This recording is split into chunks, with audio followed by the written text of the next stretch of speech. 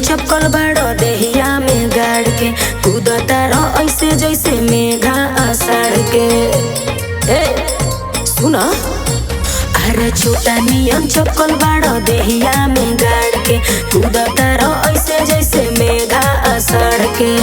बाटी गर्मी के दिन तोहर हिट बा मशीन, तू का समझे लो छोला बाजार के। एगो चुम्मा दे दो रानी, का? एगो चुम्मा दे दो रानी। हाँ? होठवा से होठवा ला सारी। एगो चुम्मा दे दो रानी, होठवा से होठवा ला सारी। चुप रहो।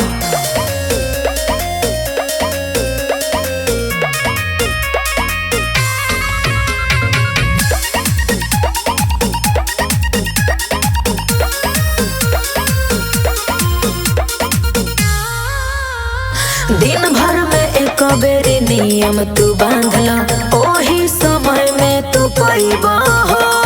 हरदम खाए वाला चीज ना हवे, ए खैबा तो जल्दी बुढ़ाइबा हो। ए हो, दिन भर में एक बेरी नियम तू बांधल, ओही समय में तू पैबा हो। हरदम खाए वाला चीज ना हवे, ए खैबा तो जल्दी बुढ़ाइबा हो।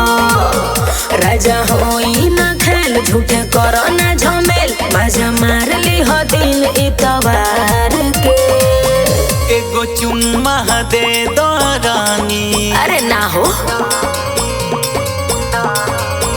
एगो चुम्मा दे दो रानी, होठवा से होठवा ला सारी। एगो चुम्मा दे दो रानी, होठवा से होठवा ला सारी। चुप रहो।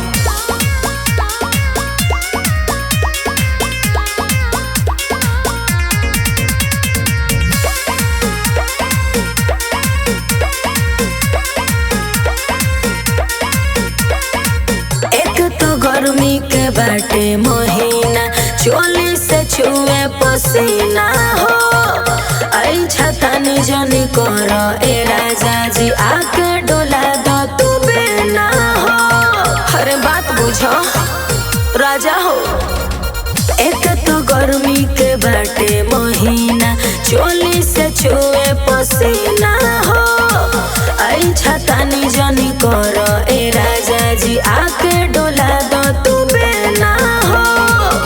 लागे करब घोटाला कुछ ऐसन बुझाला, मजा मार लो भुइया सुता के। एगो चुम्मा दे दो रानी।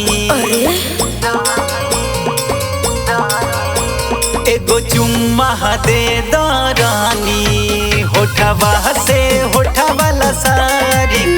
एगो चुम्मा दे दो रानी, होठवा से होठवा ला सारी के। जिद मत करो।